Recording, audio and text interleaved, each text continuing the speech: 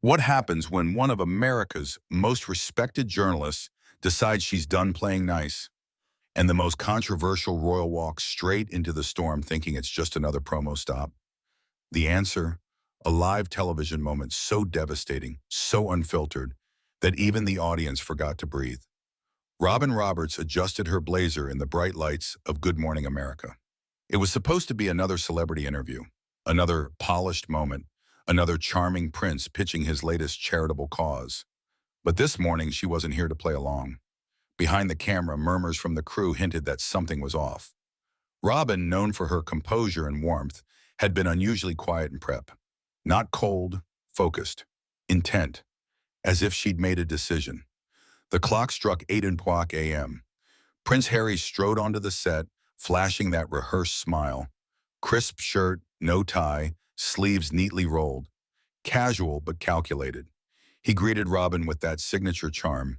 "Good morning, Robin. Always a pleasure." The audience clapped, though some faces looked more curious than excited. Robin responded with her trademark smile, but it was tight. Beneath it, something simmered. "Good morning, Your Royal Highness. Let's talk." The first 3 minutes were standard. Flight, weather, his kids. Then, Robin leaned forward slightly, and everything changed. "You've spoken often about mental health," she said, "and about your own struggles." Harry nodded. "It's deeply personal for me, Robin. After my mother's," she cut in. "Yes, you've said that before. Many times. But here's my question. When does personal become profitable?" Harry blinked. I, I'm not sure I understand."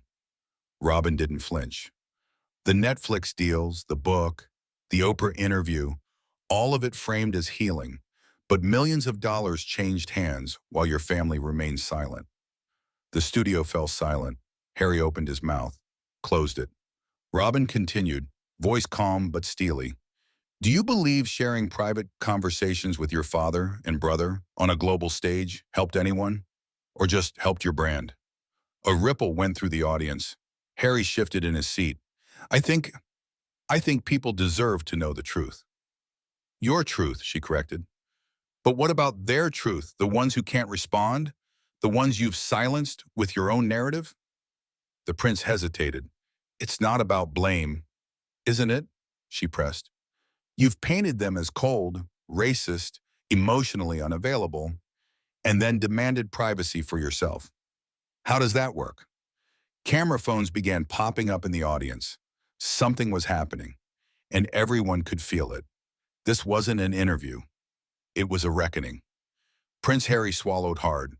He'd faced hostile questions before, but this didn't feel like the usual press jab. This felt surgical. "Robin," he began, steadying his voice, "this isn't about attacking my family. It's about sharing my truth so others know they're not alone."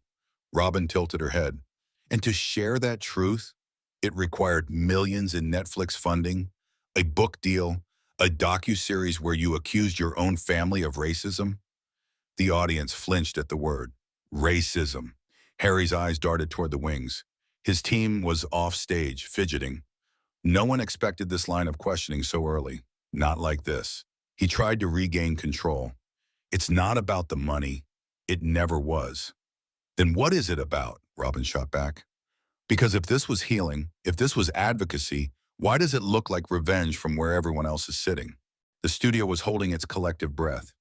Even the camera crew hesitated to blink. Harry's face flushed. "I have the right to speak, to tell my story." "Of course you do," she said, nodding slowly. "But let me ask you something. Why does your story only seem to get more dramatic each time a new contract is signed?" Rehook. That line hit like a sniper's bullet. In the Oprah interview, racism. In the Netflix special, manipulation. In the memoir, betrayal. Which version is the truth, Prince Harry? Robin leaned in. Because either your story keeps evolving, or your pain is being packaged and repackaged for maximum profit. Harry leaned back slightly, a defensive hand on the armrest.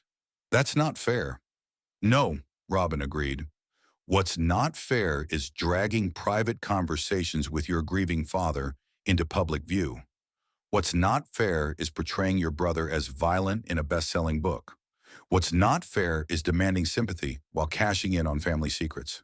The prince exhaled, jaw tight. You don't understand what it's like. Being trapped in a system that feeds on image and sacrifice? Robin's eyebrows rose. You mean the system you walked away from? The one you've since monetized, criticized, and exploited while vacationing in Montecito? He blinked. She was relentless, precise. I walked away for my mental health, for my wife, for my children. And I respect that, Robin said. But let's be honest. Walking away is one thing. Turning back around to light the place on fire while selling the matches? That's something else. Another ripple of gas from the audience. Harry opened his mouth. Nothing came out. You speak of mental health, Robin continued, her voice measured but piercing.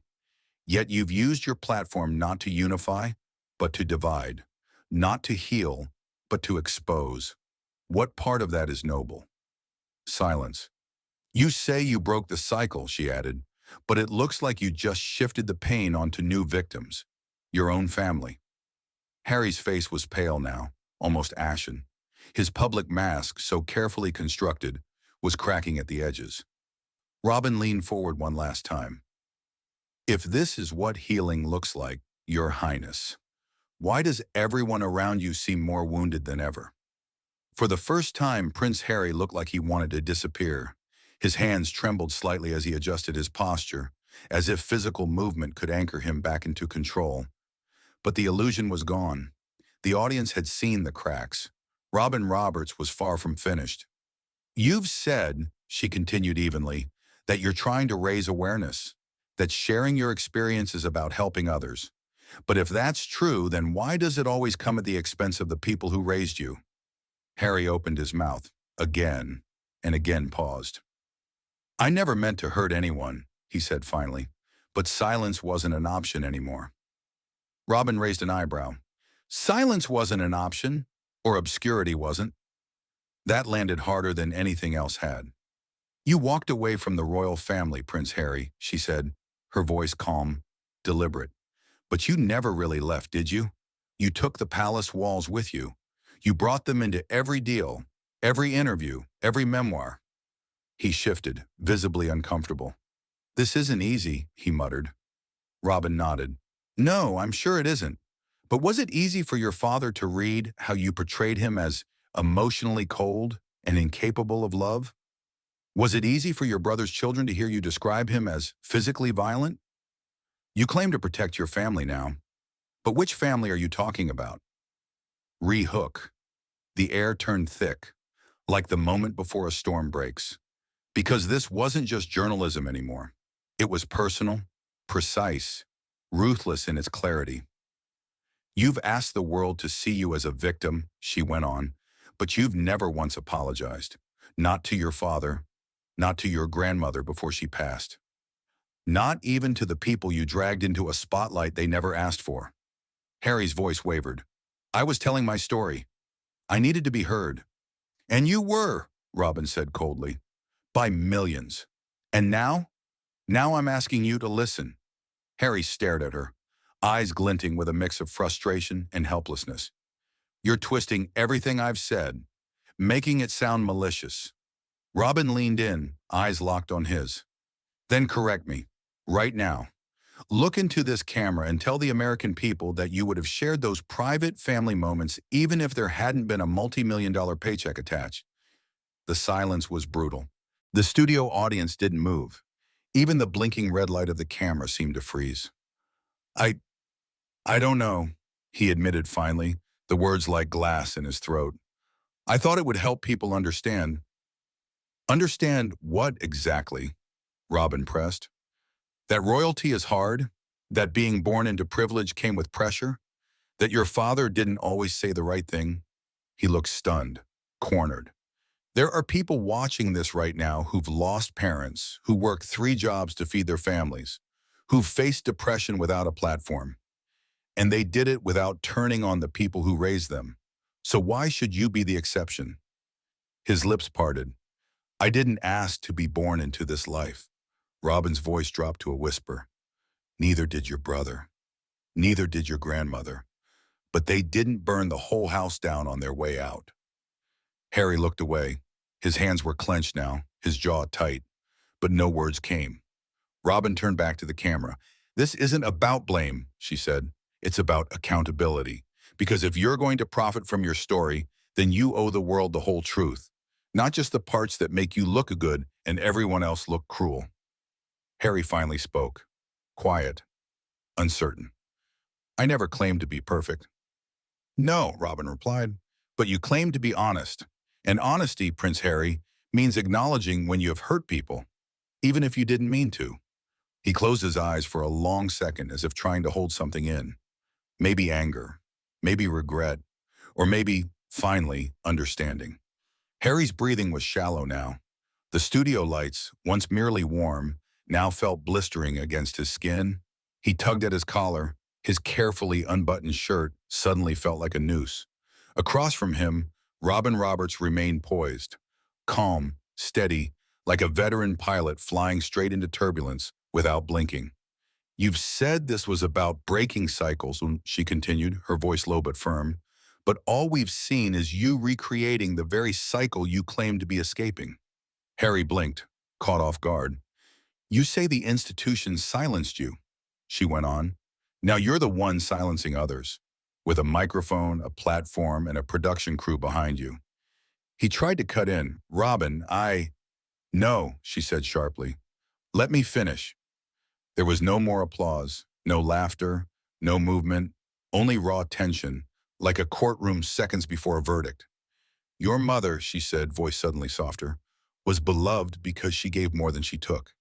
Even in pain, she protected others. But you've turned protection into publicity." Harry's eyes narrowed. "Don't bring my mother into this." "You already did," Robin replied, "over and over. In interviews, in your book. You hold her up like a shield, but you forget that she never sold out her family to prove she was hurting." His knuckles whitened as he gripped the chair. "You accuse the press of exploitation," she continued, "but how is what you've done any different?" "I'm not exploiting anything," he snapped. "I'm telling my story, my truth." "And what happens," Robin asked quietly, "when your truth comes at the cost of someone else's dignity?" That silenced him again. She leaned in. "You say you left the royal family to protect your wife, to protect your children. But all the public has seen is a trail of burned bridges, televised betrayals, and weaponized trauma." He looked down. "You didn't just walk away, Prince Harry," she added. "You cashed out on the exit." The blow landed, hard. Harry's shoulders sagged slightly, as if the weight of her words were literal. "I didn't want this to be a fight," he mumbled. Robin nodded slowly. "Then maybe you shouldn't have turned healing into a headline." He looked up, wounded. "Do you think I haven't struggled? Do you think it's easy carrying the weight of this name? Watching the woman I love being torn apart?" "No," Robin said softly. "But millions of people struggle in silence every day. Without memoirs, without docuseries, without the luxury to tell their side for profit." She paused, then added the final cut. "And none of them got to walk away with $100 million deal." Harry's lips parted, but he said nothing. The silence was more damning than any response. "I believe in mental health advocacy," Robin continued, "but not when it's used as a marketing strategy, not when it's only invoked to deflect criticism." His hands were trembling now. The mask of media-trained calm had shattered completely. "You say you want to heal," she pressed, "but healing doesn't look like retaliation. Healing looks like reconciliation. And so far, all you've done is run." Harry's gaze dropped to the floor. He looked smaller than when he had walked in. Less prince, more man. A man unraveling. Robin sat back in her chair. "For someone who talks about being silenced," she said, "you've said a lot. The question is, have you listened at all?" Prince Harry sat in stunned silence. His shoulders slumped, his voice gone. The studio was still, as if time itself had paused to watch a man unravel. Robin Roberts didn't press. Not yet. She let the silence do its work. It was louder than anything she could say. Finally, Harry spoke, but the words barely left his throat. "I'm just trying to do the right thing." Robin nodded. "Then let's ask the right question." She leaned in slightly, not as an aggressor, but as someone delivering a final reckoning. If you could go back, she said, her tone level and unrelenting, knowing everything you know now, the pain, the backlash, the broken relationships, would you still have done it? Harry looked up sharply. The Oprah interview, the Netflix series, the book, she continued. Would you still have sold your family's pain to the world? For awareness. His mouth opened, closed. He blinked rapidly, as if hoping this was all a dream he could wake up from. I, I wanted people to understand, he whispered. That's not what I asked, Robin said, voice barely above a whisper. I asked if you would do it again. Rehook. The silence now felt like a trial. Millions watching, social media recording every second. A global prince frozen under a single question. I don't know, he said finally, voice cracked.